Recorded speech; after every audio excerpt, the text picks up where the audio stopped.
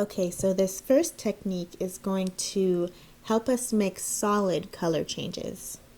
So make a foundation row of any number of stitches. Do the Tunisian simple stitch forward pass, and I'll meet you at the end of the return pass. Okay, so we are at the end of our return pass. So we have 2 loops on our hook. So instead of yarning over and pulling through those 2 loops, we're now going to change colors.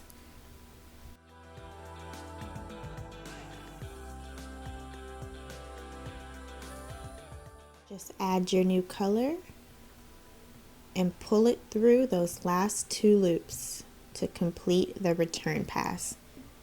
And that's how easy it is to change colors to make them a solid color change. And now you're going to work your forward pass in the new color. So work your forward pass, and then on your return pass, we'll meet again at the last 2 loops.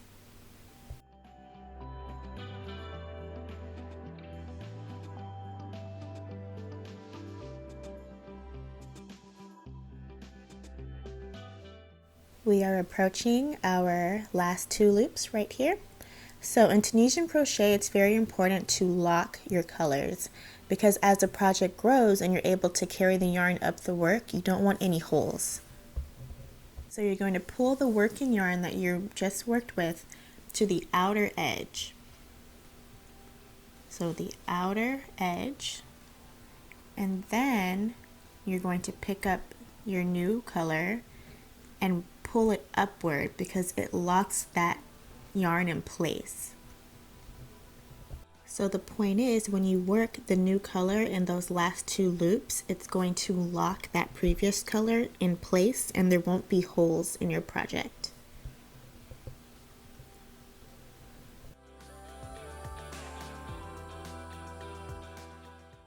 Okay, so here's how you would do it. You pull the yarn to the outer edge, and then you pull up the other color to lock that yarn in place, and then you yarn over, pull through both loops to complete that final stitch. And if you look, the gray has locked that yellow into place.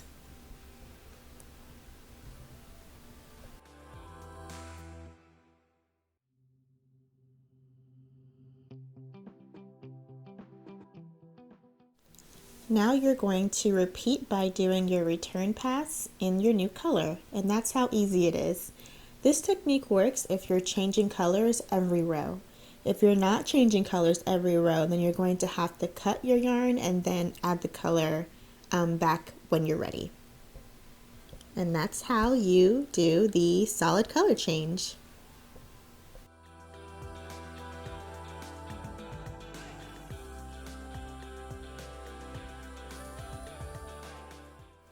Okay, we are at the last 2 loops again, so you're going to pull your working yarn to the far outer direction.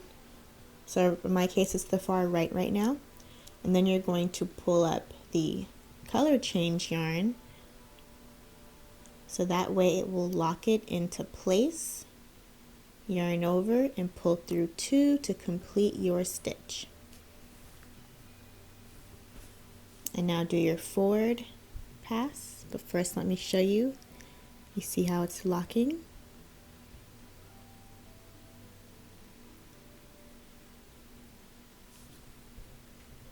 So now do your forward pass in your new color.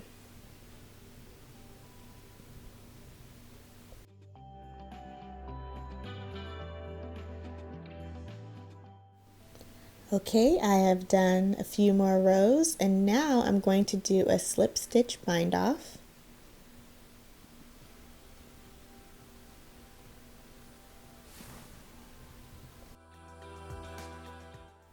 And this is how you do a solid color change. It is that simple.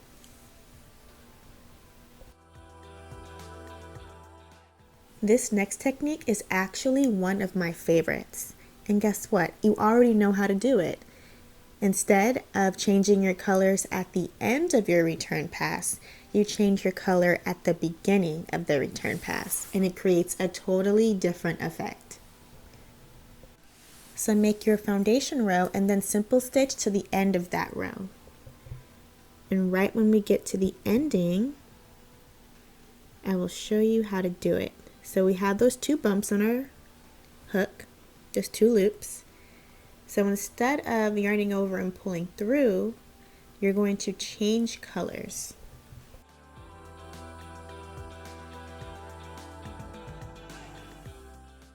So you're going to add your new color onto your hook and pull it through both loops. And now work your return pass the way you've been doing it. Yarn over, pull through 1 loop, and then yarn over, pull through 2 loops like you normally would on your return pass. And then once you complete your return pass, you're going to make your forward pass in your new color. And at the end of the forward pass is when you change colors. So we're not changing colors here. We keep working in this new color. And then we change colors at the end of this forward pass in the last 2 bumps.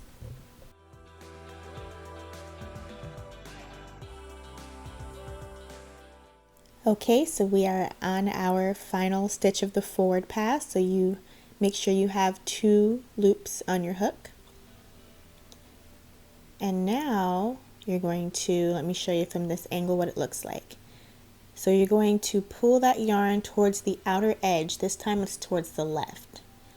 And then you pull the new yarn up. So it's the same technique, but you're pulling the yarn to the outer edge and the left instead of the right like before. So it's okay if you get confused a little. If it doesn't cross over, then you're pulling your yarn the wrong way. So I just always remember the outer edge. So away from your work. Pull your yarn and then pull the next color upwards to lock that in. And then you do your return pass like you normally would.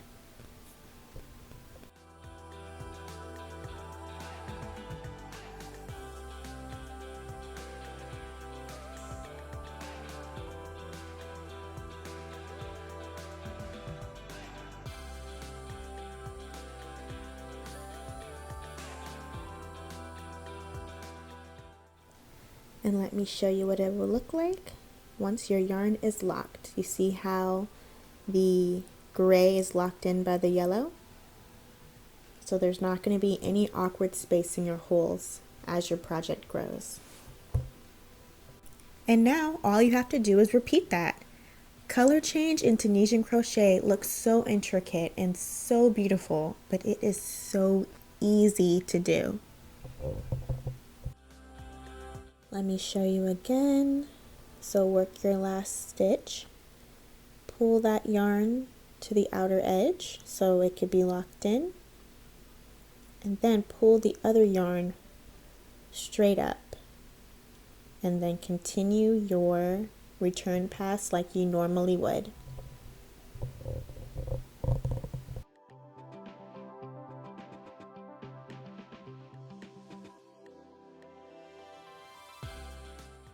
I've done a few more rows, and let me show you how we make the woven effect. So in a sense, you're doing your forward pass in one color, and then your return pass is in the other color. So there's a forward, and then the return pass is in a different color. So it looks woven because we have 2 colors intertwining each other. And there's so many beautiful possibilities for this look. Okay, I have done a slip stitch bind off, and here is the second technique.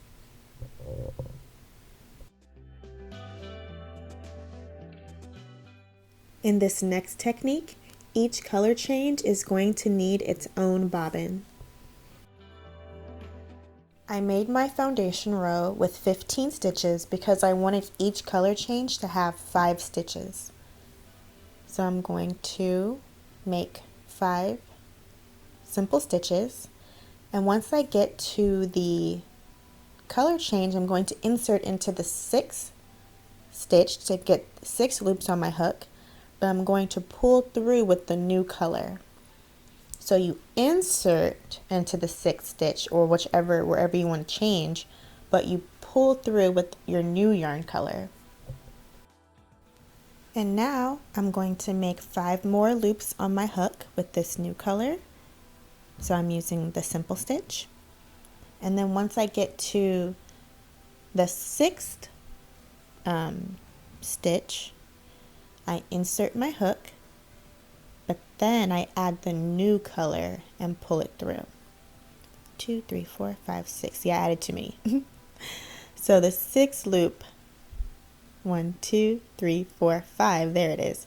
Now the 6th one I insert, I don't yarn over, pull through in that color. I grab the other color and then I pull through like that. Now complete your forward pass like you normally would, and then you also complete your return pass, and I'll show you when you know when to change colors.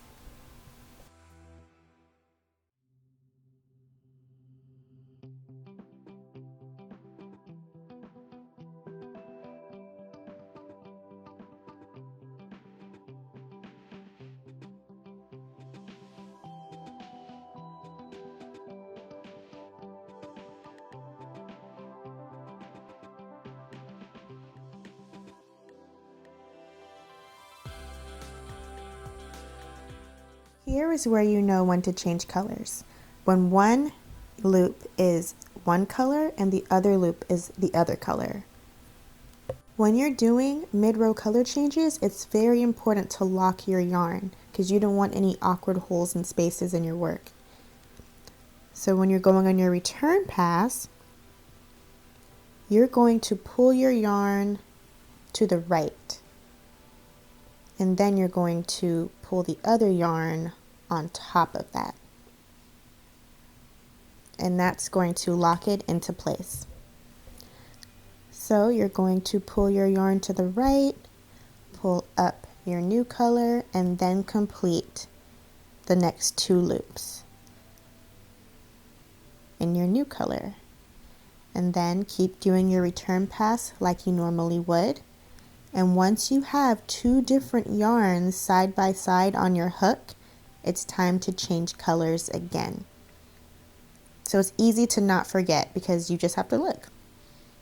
See, here's our color change. I'm going to lock my yarn, so I'm pulling it to the right and then pulling the next color up,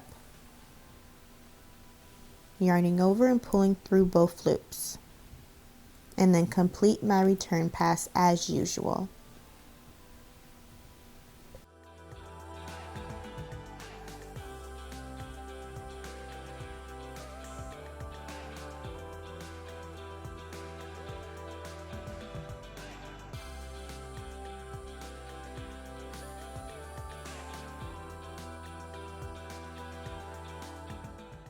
And let me show you how the yarn looks when it's locked. Michaela is going to say hi. You're going to see some baby hands. So now you're going to repeat.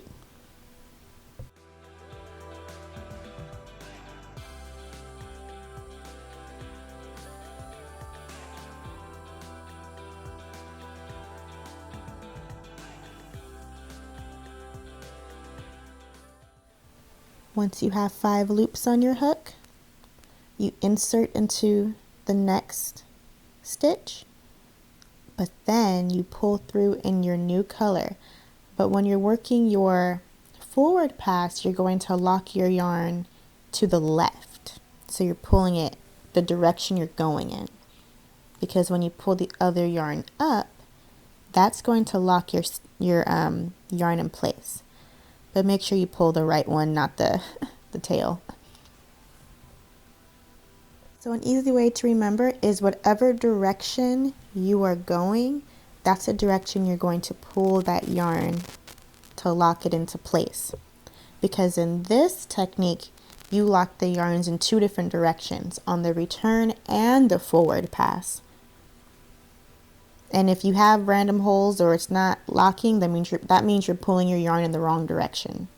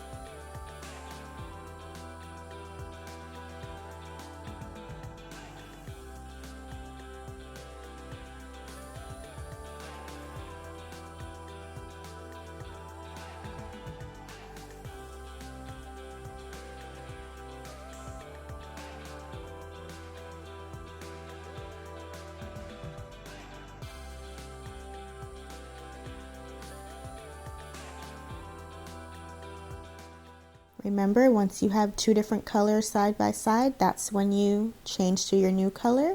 So pull that, or not pull, but place the yarn to the right, and then you're going to pull up the other color on top. Yarn over, pull through both, and repeat. And keep going. I'm going to do a few more rows and then we'll see what it looks like.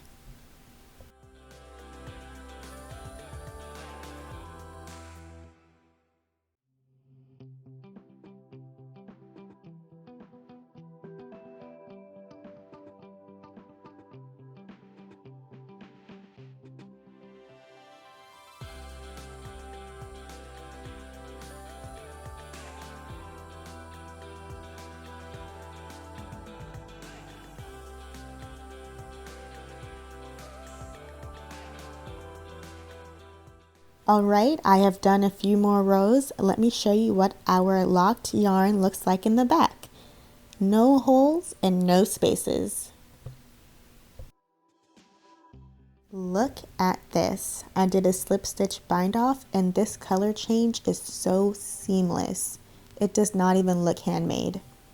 Here are our 3 techniques. These techniques can be used for any Tunisian crochet stitch. I really hope you enjoyed learning how to color change in 3 different ways, and if you like this video, please subscribe to my channel for new free crochet and Tunisian crochet videos to come.